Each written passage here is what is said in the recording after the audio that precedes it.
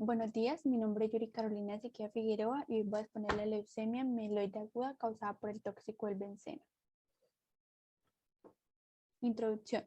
La leucemia mieloide aguda se caracteriza por la expansión clonal de mieloplastos en la médula ósea y su aparición posterior en la sangre y los tejidos. Según la clasificación de la OMS, debe haber más del 20% de plastos en la médula ósea.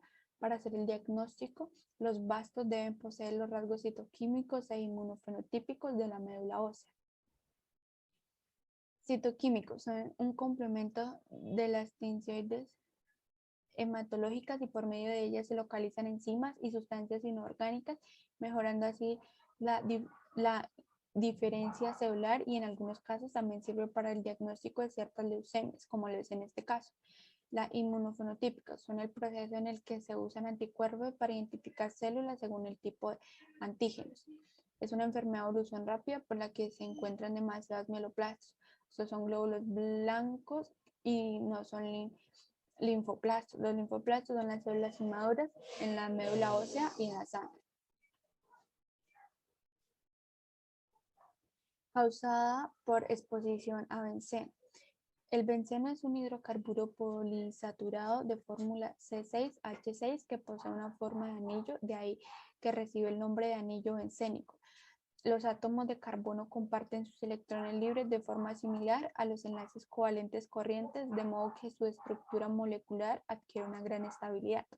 El agente tóxico es el benceno, es de fórmula C6H6, denominación de la IUPAC benceno, punto de ebullición 80,1 grados, densidad 876 gramos, es soluble en alcohol, ácido acetílico, acetona, cloroformol, cloruro de carbono y éter elírico. Fue descubierto por el científico Faraday en 1825. Este científico también descubrió las leyes de la electrólisis y otros descubrimientos importantes. De uso industrial, lo podemos encontrar en pinturas, aceites, explosivos, detergentes, etc. Toxicocinética del benceno. Bueno, la toxicocinética es el estudio de cómo las sustancias potenciales tóxicas pueden entrar en el cuerpo y dispersarse cuando están dentro. Esto puede ser por digestión, inhalación o exposición dérmica. Toxicodinámica del benceno. Absorción, vía respiratoria y vía dérmica. Distribución. El benceno se moviliza a través del cuerpo y puede ser almacenado transitoriamente en la médula de los huesos y el tejido graso. El benceno es convertido a productos llamados metabólicos en el hígado y en la médula de los huesos. Eliminación.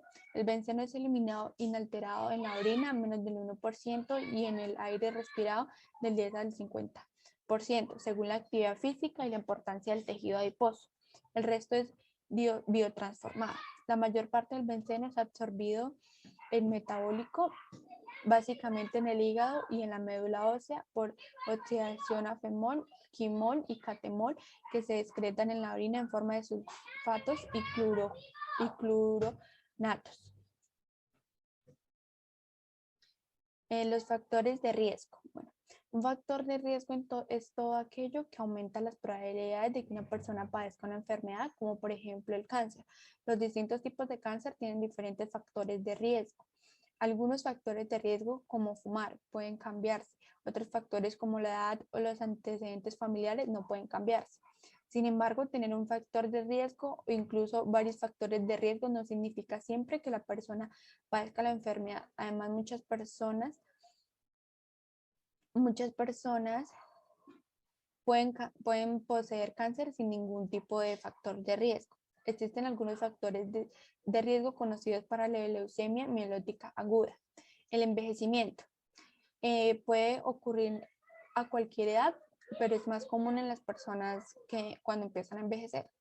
En el sexo masculino es más común en los hombres que en las mujeres y la razón aún no se tiene clara.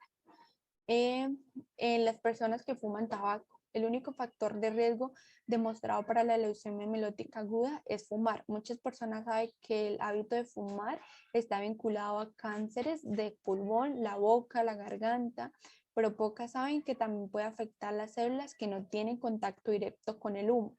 Las sustancias cancerígenas presentes en el humo del tabaco son absorbidas por los pulmones y propagadas a través del tórax sanguíneo a muchas partes del cuerpo.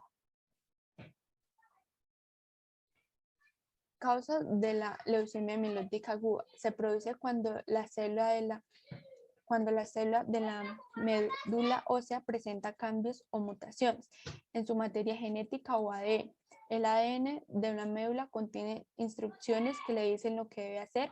Habitualmente el ADN le rinde a la célula que crezca a cierto ritmo y que muera en determinado momento. En algunas personas la leucemia mieloide aguda, la mutación es en el gen IDH1 o en el IDH2.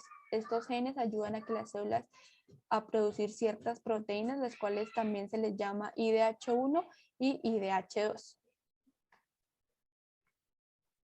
Los signos y síntomas. Esta enfermedad presenta diferentes síntomas según las personas, pero los más generales son la pérdida de peso, el cansancio, la fiebre, sudoración nocturna y pérdida del apetito. Esta enfermedad la podemos diagnosticar por medio de muestras de sangre, muestra de médula ósea, líquido celular raquídeo, hemograma completo y trozos de sangre periférica, química sanguínea y pruebas de coagulación, exámenes de células con microscopio rutinario, citoquímica y citometría de flujo e inmunohistoquímica. El tratamiento de la leucemia mieloide aguda. Terapia de inducción de la remisión. Primera fase del tratamiento cuya meta es destruir las células leucémicas de la sangre y de la médula ósea. Esto causa una remisión a la leucemia. Terapia de post-remisión. Segunda fase del tratamiento que comienza después de la que la leucemia está en remisión. La meta de la terapia posterior es destruir cualquier célula leucémica que haya quedado o que aún esté activa. Tratamiento estándar: quimioterapia, radioterapia o terapia con medicamentos como el trióxido de arsénico y ácido transretinoide total. El trióxido de acetino se administra en una vena, es vía intravenosa durante una o 2 horas. Estos tiempos se puede extender, depende de la persona. Si el paciente tiene una reacción vasomotora o aturdimiento, alteración en la presión arterial, entre otros. La cantidad de trióxido de arsénico que recibirá depende de muchos factores, incluye su altura y peso, su estado de salud general u otros problemas de salud y el tipo de cáncer o enfermedad tratada. Su médico determina la dosis y la cantidad de admisión. La leucemia mieloide aguda se cura entre el 5 y el 15% en casos de mayores de 60 años, ya que sabemos que esta leucemia le ocurre a mayores, es más probable en personas que estén envejeciendo.